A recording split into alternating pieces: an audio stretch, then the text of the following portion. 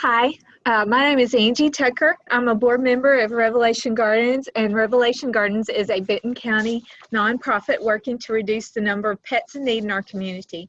We've started a weekly podcast on Sundays at 2 to talk about all things related to pets. Today's topic is nutritional recipes for pets. Before we jump in, I'd like to remind you of our founding scripture, Revelation 21:4. He will wipe every tear from their eyes. There will be no more death or mourning or crying or pain, for the old order of things has passed away. Today, our guest speaker is Vickie Harris. Vickie Harris is a wife and mother of 2 grown sons and numerous furry 4-legged babies, including a house goat, co-owner and graphic designer for a 40-year-old audio video duplication company, Nashville City Productions Incorporated, founder and director of Music City Animal Rescue, chartered in 2013, which is a volunteer foster-based animal rescue in Middle Tennessee and surrounding counties. She's also the founder of Best Friends Kitchen, originally Paws for Health. Best Friends Kitchen is a program that focuses on healthy foods and healthy alternatives for pets and their families, utilizing studies in pet nutritional needs, including studies with local veterinarians and courses in holistic nutrition for pets, as well as years of experience feeding dogs and cats. Best Friends Kitchen teaches pet owners ways to incorporate healthy foods into their diet and how to share those foods with their furry family members. Vickie Harris has traveled and given cooking demonstrations at home shows and fairs, as well as television shows locally in other states. She frequently gives radio and podcast interviews as well.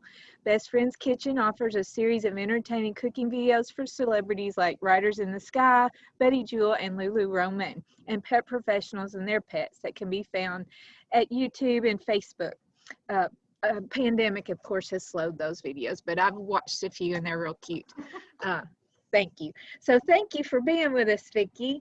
I thought that first you might tell us a little about yourself and your history of rescuing animals, since we're kind of a sanctuary for animals. Right. Well, it all really started with the nutritional part. Started with personal animals that I had, and they were not doing well. It was 2 Boston Terriers. They just got to an age where they would turn their nose up at their pet food and they didn't like it and everything. So I started researching that.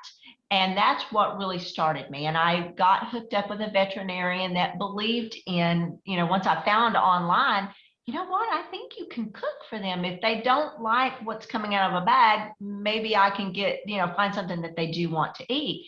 He was behind it. He helped me tremendously, gave me books and everything that I could do enough research, and then ask him the questions and say, what does this mean? Because there's a lot of it that I didn't understand.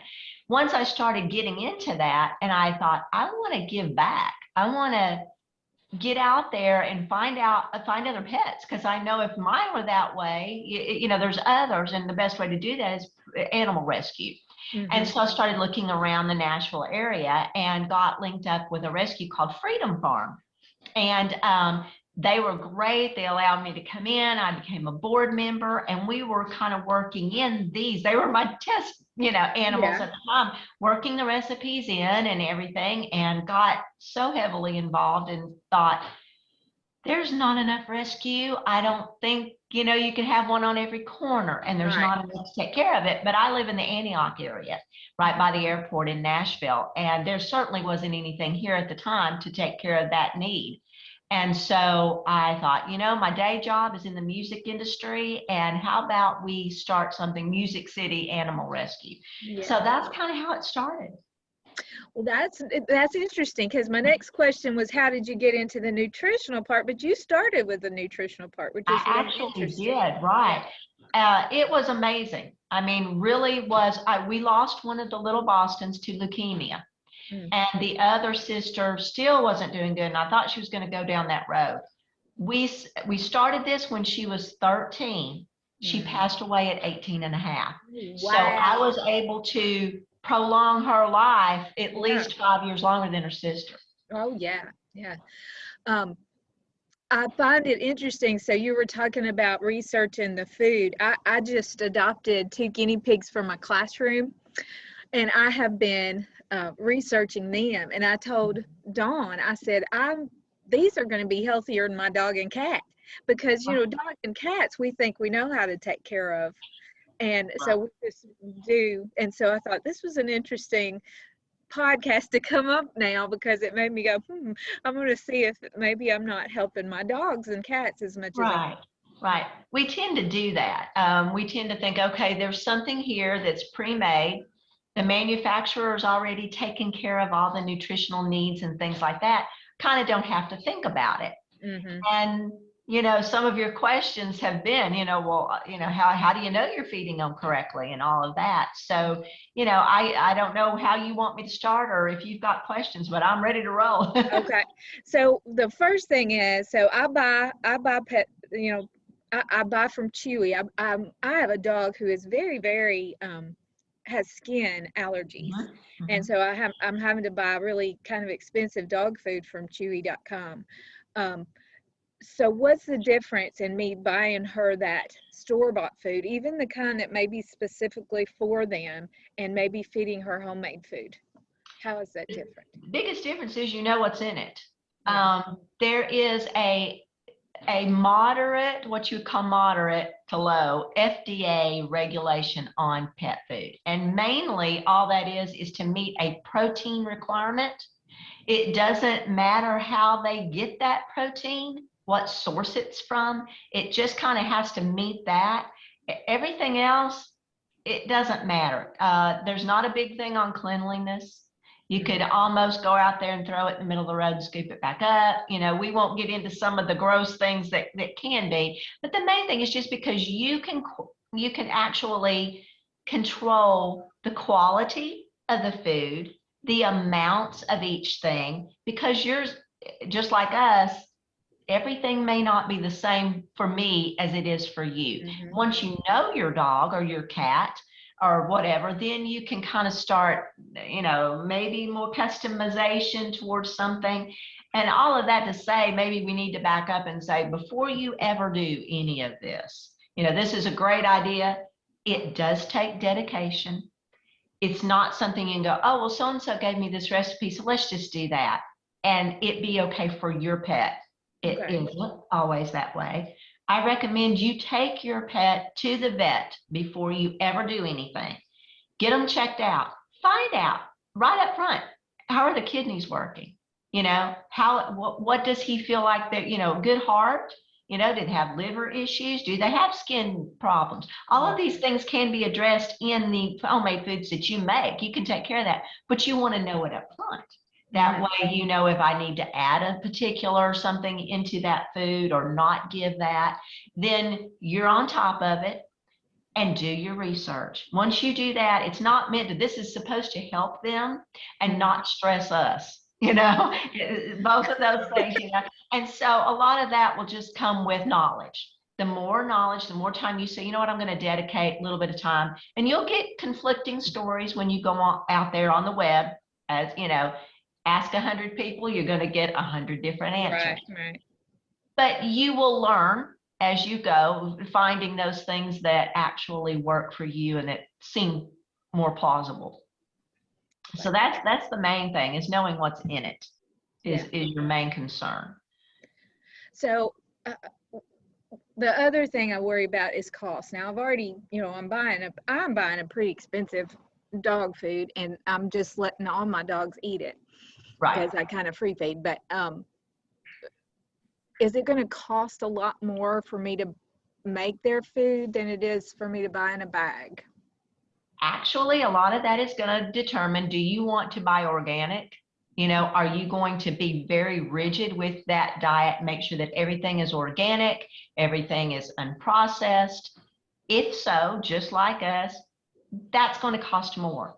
But once you learn and you get particular recipes together, and again, if you're using foods based off of what you're eating, then your cost is going to come down even more so, because, okay, we had a meal tonight that had carrots and we had some green beans and we had this and we had that. I know my dogs can have that. So I'm going to take from that. When I buy enough for all of it and I give them. And again, what has to do with the size of your dog, how many dogs you're feeding, you know, if you're trying to do dogs and cats off of a particular, you know, type of thing, all on the average says, and I've kind of done this myself, and I come out a little more than $2 a day to feed per dog.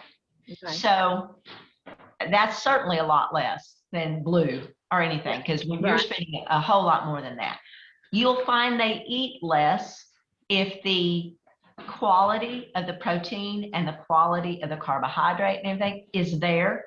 They'll actually eat less than they do of when you're feeding them a kibble that is not quite that quality. It's going to pass through them a lot quicker. Well, that's interesting. Okay.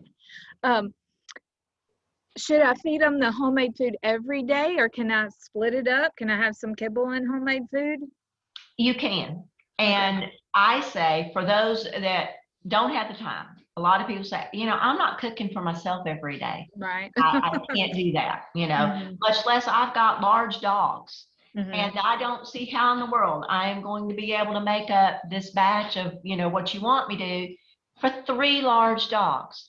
That's okay.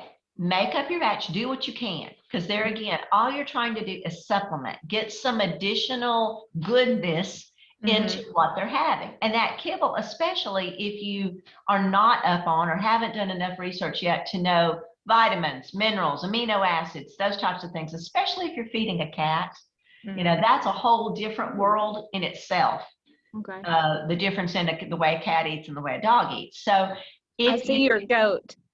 Can you see him? Yeah, I see your goat. I have to point him out. Oh, he's eating. He probably is eating. Yeah. Okay. But anyway, all of those different things come in play. Okay. But I just say, put it on top of the kibble for a while. Get used to it, because now that's the main thing that vehicle is a great way to get all of that nutritional, the supplements and everything, without you doing it. But then you're adding that additional good protein, the vegetables, all of those types of things in there. So yes, you can do that every day, and that's not a problem. If that's as far as you ever get in cooking for your pets, you're not doing a bad thing. That's definitely a good thing. Even if it was just boiling some chicken and adding that on top, or I have a lot of people that love to just do frozen vegetables, because I like frozen vegetables. Few green beans, a little of my boiled chicken that night, or I just put that on top of the kibble. Yeah. It helps. It really does. Okay. All right. So how do I know? So you're mentioning a lot of things that kind of get me worried, that I have to make sure. How do I know what I'm feeding my dog is healthy for them? Where do I go to find that out, or how do I know? Again, do your research online. Now that's going to help you a lot. You can put in that. There is one wonderful, absolutely wonderful thing that I came across, and it's formulated by veterinarians. It's called Balance It, or it's Balance IT. Basically, balanceit.com is where you can go, but it's a supplement, and they have it for cats. They have it for dogs.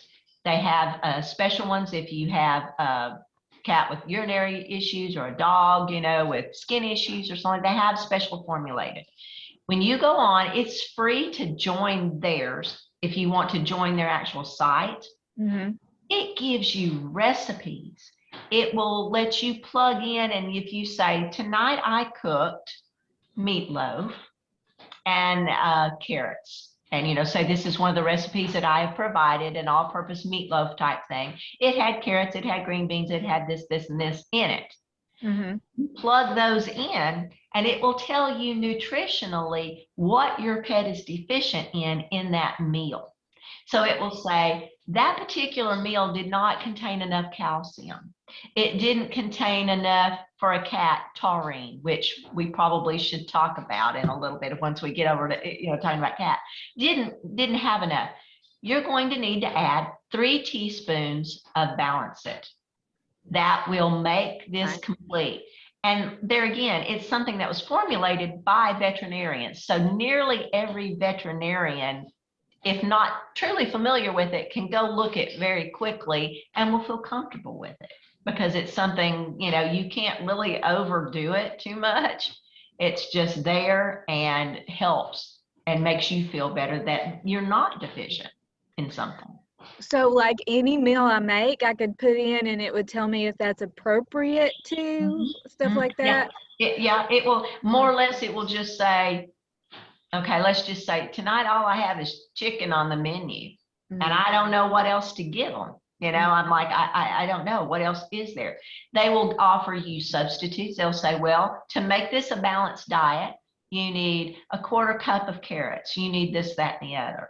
Now, after a while, you're not going to need that help. You know, that's something you're going to know. Yeah. But I would always, at some point, you know, I'd get down to saying, I knew that most of the time mine didn't have enough calcium. That was a big thing for me because of where you're getting calcium from. Unless you're giving a lot of broccoli, those types of things. I'm not adding a lot of cheese, maybe because of fat, or, you know, not a lot of dairy, that sort of thing. Cottage cheese is a wonderful, though, addition for a dog or a my husband loves cottage cheese. Now that'll give him a reason to get more. Yeah, give it to the dogs. You know, all of those things help, you know, but I always knew that I was deficient in calcium. And, you know, occasionally some of the B vitamins you don't get in. So I learned that just depending on which dog I was feeding, I was giving half a teaspoon of Balance It in with it every meal. Okay. And I just, there again, this is not something that is just overnight that you do, but you can start overnight. And the best way to do it is to leave that kibble down. Right. You know, and just start out and get slowly, build it up slowly, learn and do that research. And I promise you, they get it. It's fun for you. It gets them kind of in that routine. And people will say, well, if I feed mine cooked food, they'll say people food, but it's food. Right. You know, if I feed them cooked food, they're going to beg. No, they're not going to beg, because it's repetition. It's not the food that's causing it. It's how you deliver that food. Okay. If you constantly sat at your table and gave them true dog treats, they're going to want it from the table. But if you take that food and you put it in their bowl and they have dinner time, same way you have dinner time, it's not the smell, it's not that, it's the repetition. When do I get food? Oh, you know what? We sit on the couch and they throw me popcorn, you know, or something like that. That's definitely what it is.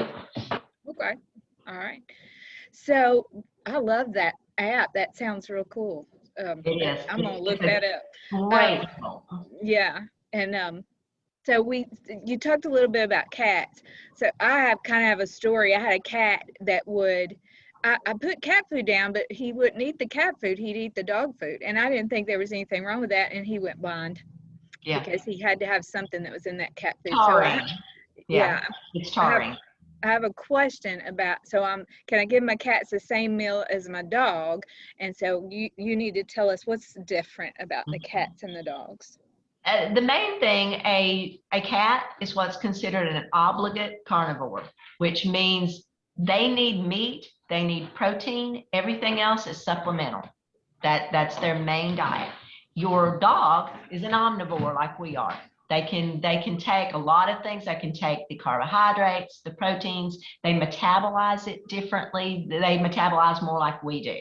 Your cat does not. So when it comes down to, like you said, he went blind, the main thing he was missing is taurine. And taurine is an amino sulfide acid, which we make and dogs make from the foods that they get, but a cat can't do that. And that taurine is found in your eyes, in your brain, in your heart, all of those things. So they're going to have to get that. And the way they get that, number one, is shellfish. That's the number one thing. The second one is the dark meat of any fowl. So the dark meat of chicken, duck, turkey, or whatever, that's where taurine is found. So when you're feeding, if you're feeding your dogs a lot of that and it's high in the protein, you might get by with that sometimes, but that's where Balance It really plays a big role for your cats. I mean, I wouldn't cook, I have not cooked anything for my cats that doesn't use Balance It on a regular basis, because I don't feel like, knowing how important that is and just their digestive system and everything, I feel like that's so much better, so much better. But you can, I mean, if they get into the dog food, it's not going to hurt them, but it's just not giving them everything that they need. I don't know why she started eating the dog food. And my veterinarian, when I was telling her what happened, she was like, that's weird because usually they'll keep eating the cat food. I don't know why she quit eating the cat food, but she did. So I quit buying it. Yeah, it's usually the other way. The dogs want the cat food because the cat food's higher in protein and it smells better. And they're going, yeah, that's really highly unusual that your cat would want the dog. But yeah, she did it. I don't know why. Spaghetti. Yeah. So, my cat likes she's 18 and a half and she's kidney failure. So I've learned a lot of what the things that actually cause the problems, in cats and what they die of and what you need to watch out. And it is kidney failure in cats because they don't drink enough water and liquid. So that's something you really, when you're feeding your cats, whether you're feeding kibble even, make sure they're drinking a lot, even add some liquid, especially as they get older, to the dry, or start feeding more wet. If you just can't cook for your cat, you don't feel comfortable with it, that's something you need to look out for, is make sure that they have plenty of liquid, because that's the number one thing a cat dies from. Number one thing a dog dies from, can you guess? Eating a rock? I don't know. No. Cancer. Oh, yeah. Just like humans. It's like one of the, and now think about it. What do they eat and everything? Right. Yeah. They eat like us. Okay. That's interesting. All right. So now tell us some recipes. What are some recipes that would be easy or that you would like to share with us? Okay. My favorite, my absolute favorite, I call a go-to meat mixture, and it's meatloaf. I mean, that's really basically what it is. And I won't use just one kind of meat. I love to use ground pork a lot. This is a new emerging thing for dogs. If you'll notice, you'll see there's two that I can't think of what the brand name is. It's just out of my mind, but they actually use pork. Because my husband thinks that they're not supposed to eat pork. Well, they don't want sausage. I mean, the problem with the pork is another white meat. Pork roast, ground pork, not sausage, because that's got too many spices and things like that. They can even have a little piece of bacon. Well, he's always scared, so I'll tell him that I talked to a nutritionist. It's okay. Yeah, I mean, that really is okay. Yeah. Now, fat-wise on the bacon, you can give too much fat and they'll get pancreatitis. Me too. Those types of things. But a true ground pork, a very lean pork, is excellent for them. And it has not been used in foods. So talking about animals with skin issues, allergies and things like that, pork is excellent. It's a great option for them because it just hasn't been used so much, so they have not built up the sensitivities in it. Okay. But I make that ground meat mixture with ground pork. Sometimes I'll use ground chicken, sometimes ground beef, half and half. Sometimes I'll use a third. I'm gearing it to my taste, remember, because I'm trying to teach people, you cook something, take a portion of it out for your pets, and then you continue on. Like say you like something really, really spicy. You want to put something in there that your pet cannot have. Make your meatloaf, take out this portion over here, that's for the pets, this portion over here is for you, you do whatever you want to with it. I will put my secret ingredient in a meatloaf is baby food, especially if you're using like little dogs. My mother has chihuahuas. Yeah. They love to get that meatloaf. It's nice and soft for them. It's not a kibble or anything like that.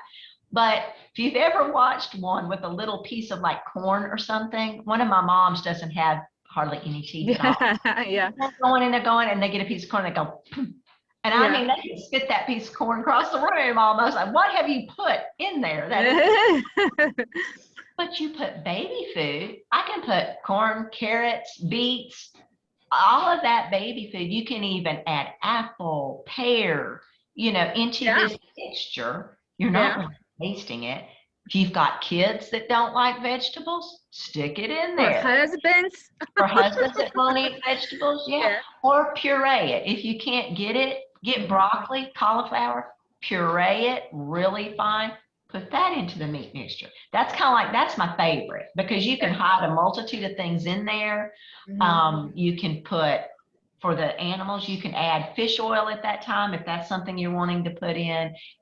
After it's cooked, you can put the balance it on top of it. You can put in crackers, you can add rice, you can add potatoes, all of those different things. Sweet potatoes are great. I don't know, we haven't talked about that yet, but sweet potatoes and pumpkin, excellent. You can add it to that meatloaf mixture, or they can just have it on top of their kibble too. Okay. So that's the good thing. That's my number one. If I was to tell somebody start out with something, that'd be it. So do you make it like a regular meatloaf with bread and stuff, or it's just that meat? Okay. Yeah, I put breadcrumbs. Sometimes I use crackers in it. Okay. You can don't use a lot of soy sauce, but you can use Worcestershire sauce. A little bit of that is okay for your pet. Ketchup is okay. Mustard's okay. You just don't. The one thing that a lot of people put in their meatloaf that you won't put in for your dogs is onion. Okay. Now, if you like onion in your meatloaf, you're going to have to cut it off at some point and take out that, because those are the things you don't want to feed. And I think we haven't addressed, okay, what's bad for them. Right. And if you go online, you're going to see that the normals are going to be onions, chocolate, raisins, grapes, of course, Tylenol, ibuprofen, the medications and things like that. Trying to think of one of the others. The xylitol, they're talking about being real careful with xylitol. Yeah, right, and the peanut sugar-free. I know, I guess I'm weird, but I haven't found one of the peanut butters that even have it in it. But, well, I had mine get some gum or something that I had one time. Scared us to death. Yeah. Absolutely. Yeah. And the dogs are bad about that. So you kind of have to watch that. But there's two things that I disagree, or I wanted. The first one I wholeheartedly disagree with as being a food you don't feed. And that's an avocado. Okay. Avocado is really a superfood. Now, what they're trying to keep you from doing is giving your dog the pit or the peel. Because yes, the pit and the peel has those tannins and those things in it that can be poisonous, but we ourselves are not going to eat the pit. Right. The flesh of an avocado is a superfood. If you were on an island and you had avocado and water, you'd be absolutely fine. The amino acids unless in it, I wouldn't eat it. I love it. So it's wonderful for your dogs. And they used to have Avoderm or something like that was the thing, and it was made with avocado in it for dogs. It's great for their skin. Yeah, everything's wonderful about that, but you'll see that come on the do not feed list, and that's when I say no. I disagree with that, because I've fed my dogs for years with it and fed other dogs, many dogs, so I know it's not just mine not reacting to it. The other thing is, don't just freak if your dog does get chocolate, a raisin, a grape, or something. Those are not in and of themselves toxic. It just can be like I said, take your dog to the vet and know if they have underlying kidney or liver issues and they get into that, it can hurt them. Yeah. I trained a poodle, not before I ever knew, when I was a little girl, with frozen grapes. It was never a problem. I didn't know any better. Right. I know. But luckily, he didn't have kidney issues. So you don't just die if they get into it. My poor veterinarian, Dr. Pascal, has got lots of phone calls for me in the middle of the night. She ate a grape, and and so it's like it's okay. Watch them. I mean, my husband's grandmother gave her Chihuahua a piece of chocolate every night. It lived to be older than dirt. Yeah. So those are things you want to watch out for, but not necessarily freak out. You go to the emergency, for that. Okay, all right. So I was going to ask, what's the easiest thing to make for your pets? And so I think you've already answered that. I'm not a cook. I don't like cooking, but what I make for myself almost all the time is I'll make me a hamburger patty on George Foreman, or I'll make some kind of soup. So this Right. sounds like this is stuff that my pets can eat, and I Absolutely. just put it in that thing and tell what they're missing. Yes, yeah. You go in there, like say you make soup Mm-hmm. and you've got all of these, I have carrots, I have butternut squash, or I have zucchini, or I have, whatever in here. Mm-hmm. And then I have some chicken stock, or I have, maybe you may put chicken in it, or something like that. Right. Then it'll say, well, you probably, there again, calcium seems like that was my biggest thing. I could never get that right. Yeah. So, add half teaspoon of balance it to that, and you've got it. And they don't have to have balance it every night. Okay. It's not something you have to give every night religiously. If I made this and I just put it down there and they were great and they were full and oh gosh, I forgot. It's not going to hurt. It's not at all going to hurt them. But just like us, it's like taking a multivitamin. Yeah. Well, that's what I'm saying with the guineas. See, I'm doing all this stuff with the guineas because I researched that's the healthiest thing for the guineas, as opposed to, oh, they can just eat vegetables. Now I'm seeing, oh, they need this vitamin C more, and I need to make sure, and I can't give too many carrots because it's got too much sugar and yeah, stuff like that. And right. Whereas my dog, since I've had dogs all my life, and when I was young, we just fed him from the table. I mean, we just, whatever was left over, that's what the dog got. Right. And I don't know how most of mine didn't live as long as they could, but it wasn't because of that. It was because we let them free roam because we're out here in the country, and then they would get killed by a dog pack, right. car, and a freeze.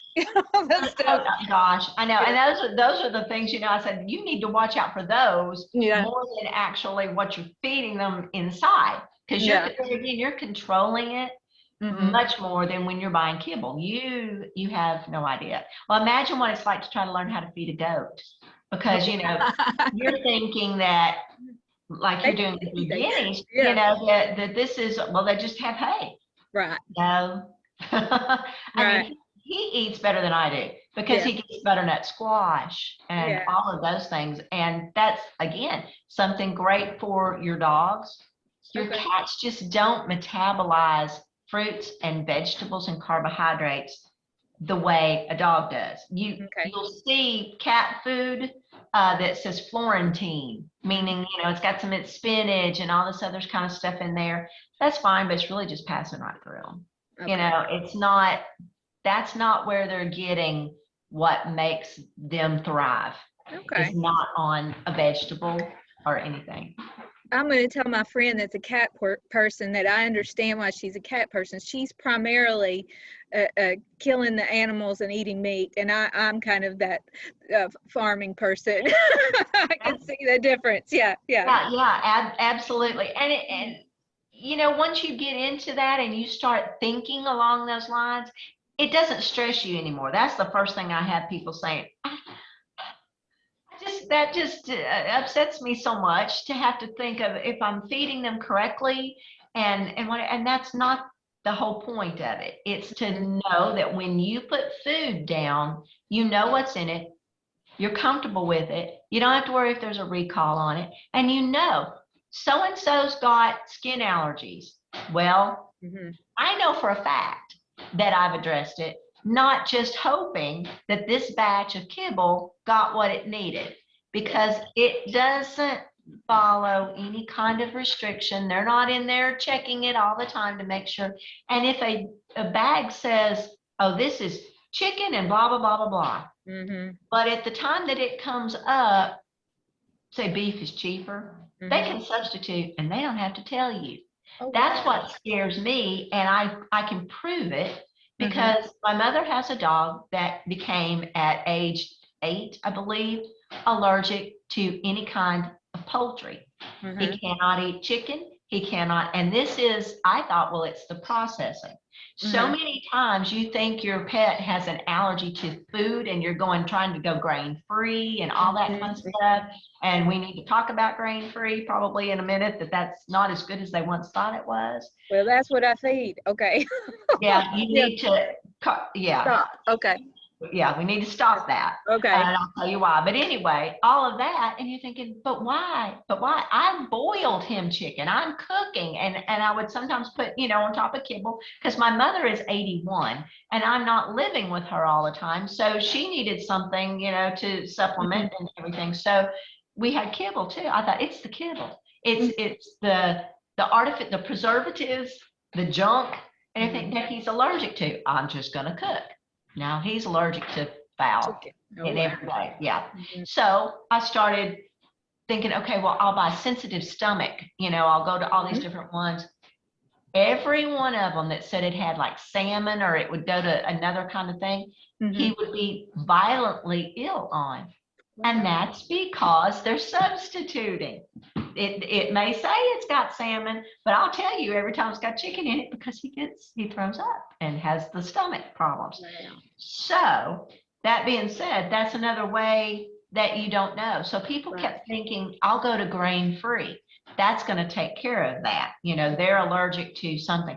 That's not what they're allergic to. Yeah, she still has skin issues. Yeah. They're allergic to the additives. And the preservatives, the additives, and everything. 99% of the time, if it's not seasonal, if it's not a grass allergy or a flea allergy, if it's another, like if it's an ingestible dermatitis or something like that, good for them. You'll fix it. Well, I'm going to try that with my Padme, because now my Vader, he has seasonal allergies. I can tell when the seasons change, but she has it all the time. Yeah, so, and that is something that she's ingesting. And the doctors the vets will do an elimination diet, or they'll do the actual skin allergy test, kind of like they do for people and everything. And that's expensive.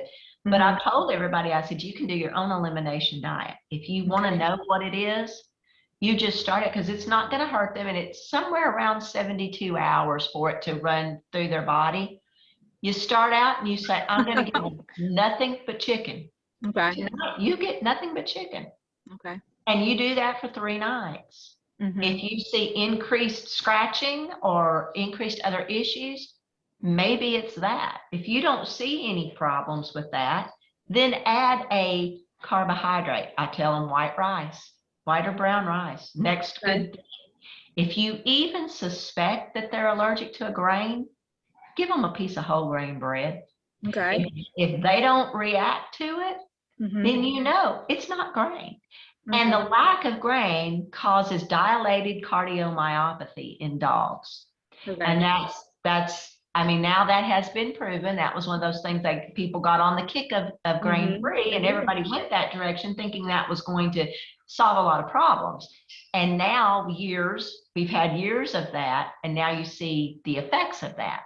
So if you can not be grain-free, and you can choose the right grain and the right proteins and the right vegetables, and you just start out chicken. Okay, did well. I stuck in a little brown and white rice. We're still okay. Let's try some green beans. The minute you see a change, if you saw it with chicken, then you know what it is. So you go to beef.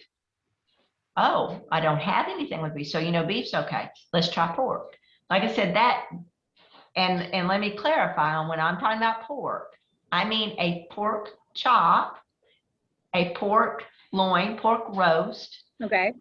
Publix has ground pork. Don't think you can get it from Kroger. I know I probably shouldn't be saying stores, but and get the same thing. Okay. Kroger turns out more like sausage, and it's extremely fatty. Okay. Publix ground pork, if you ask for it, you will almost have to add water to it to keep it from sticking to the pan. Okay. So that's what you're looking for, is something very low in fat, high in protein. Okay. That is fascinating.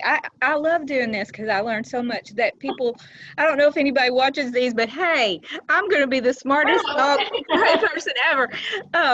So I wanted to hear, so do you have a special story about maybe saving an animal through nutrition that you'd like to share? Well, other than my 2 Bostons that started it, we did have one other little boy that came in, and at the time, he was a long-haired, he was a cross between, a collie and something else, and you know, a lot of the healers and the collies, they have a lot of skin problems anyway. And he had flea allergies. It was just pitiful. So we were trying to, you know, get him taken care of. We started him on ketoconazole, all these different types of things. I mean, it was infected so bad. And somebody said, shouldn't we? Of course, she was at another foster, you know, home. What else? It's just not clearing up. And I said, well, if you want to try cooking for him, you know, let's try it. And she did. And she said, I hesitate because she wasn't a big fan, you know. She said, I hesitate to say this. But once we started getting a clean diet, and that's what I call it, just a clean, fresh, easy, controlled diet, it was almost like what we were giving him then kicked in. You know, it wasn't just the diet. I gotcha. Yeah.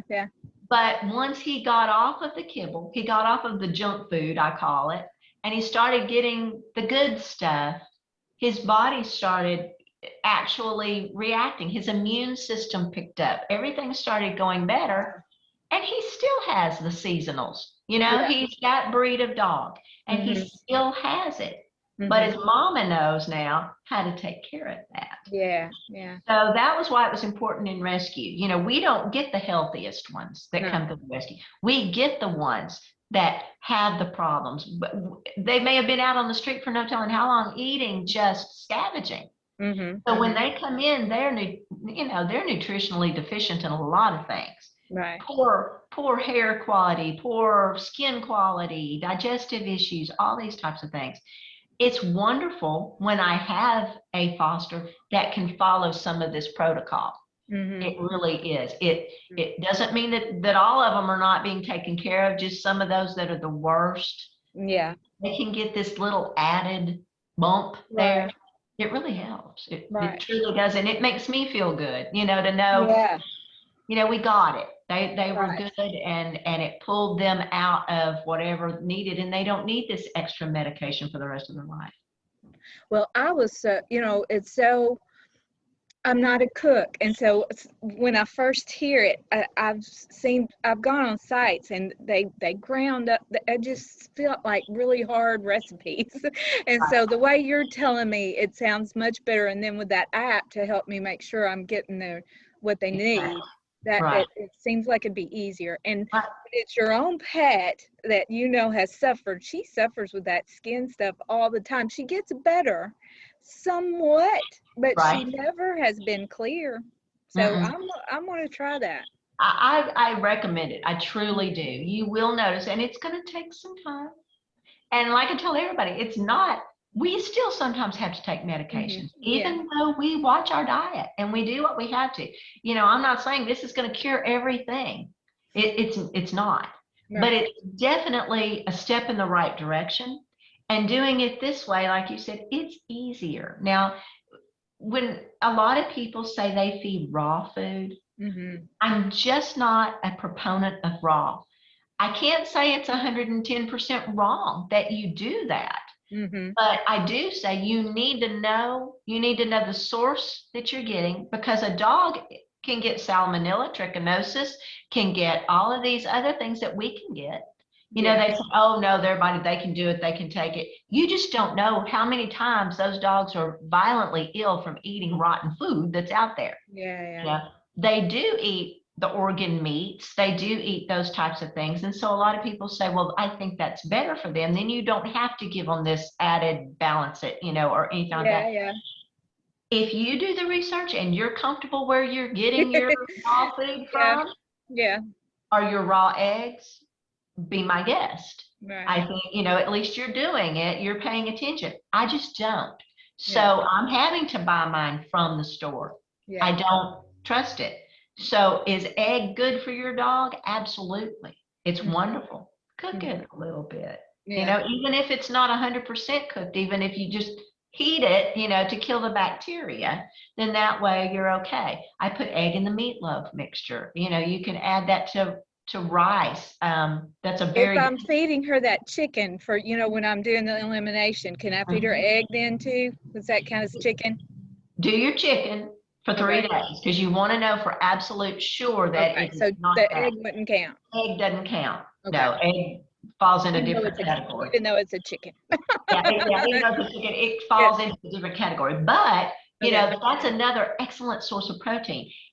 I've heard of people, well, and I'm beginning to think that my mother's dog may be this type of dog.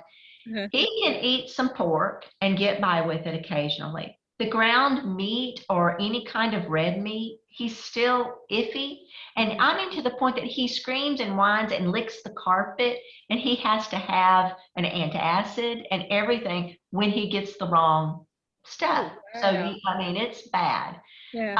I'm almost beginning to think that he would thrive, and seems to, on no animal protein, but he can have egg all day long. I can feed him an egg all the time, and that's not an issue. So that's why I know firsthand it falls into a different protein category. Yeah. Okay. Absolutely. All right. So is there anything we haven't said that you wanted to share before we sign off?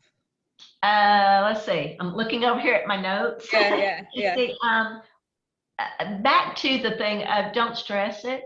Mm-hmm. Make this fun. Make it something that even your kids can enjoy. If you go online and you look on COVID, like we talked about earlier, really put a niche in this whole thing, because my biggest deal was filming, with a lot of my clients and doing the cooking recipes and things like that. I can put recipes up and everybody likes it, but people like to see that video. It's just fun.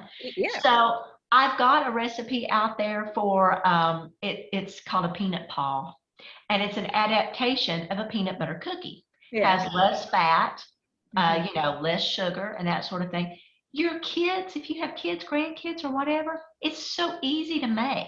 Get the kids in there. You're starting to teach them about their pets. It helps, as we as rescuers know, the more educated that the public is on an animal, that it's not just an animal.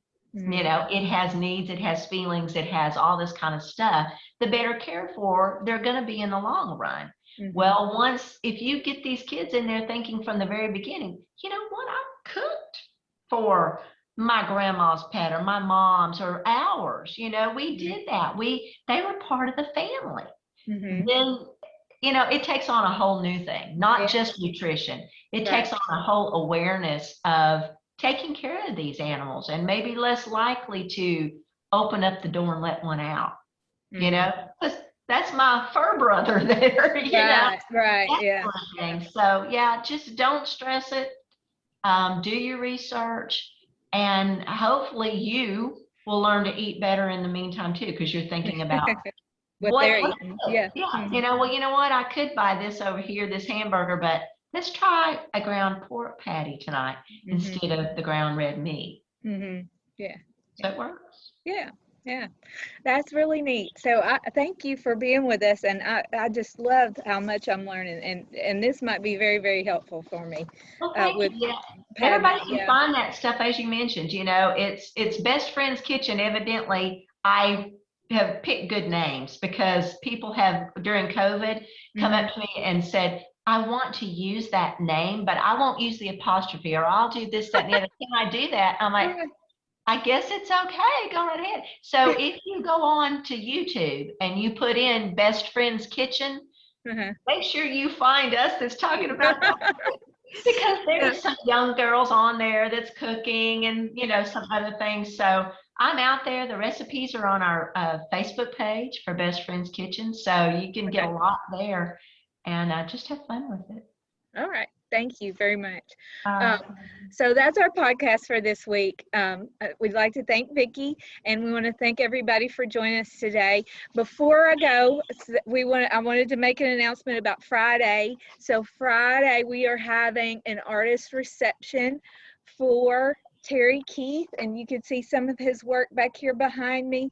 And that's also when we're having a reception for some of our donors too. And we would love for you to come and see his work. We also have CAT somewhere around. If you see CAT, put it in the comments and you might get a little prize.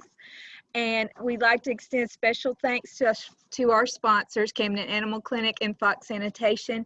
Through their generous support, we're able to bring you this podcast each week. Remember, if you have a pet-related question, email us at revelation.gardens@gmail.com. Same cat time, same cat channels, but dogs rule. Thank you.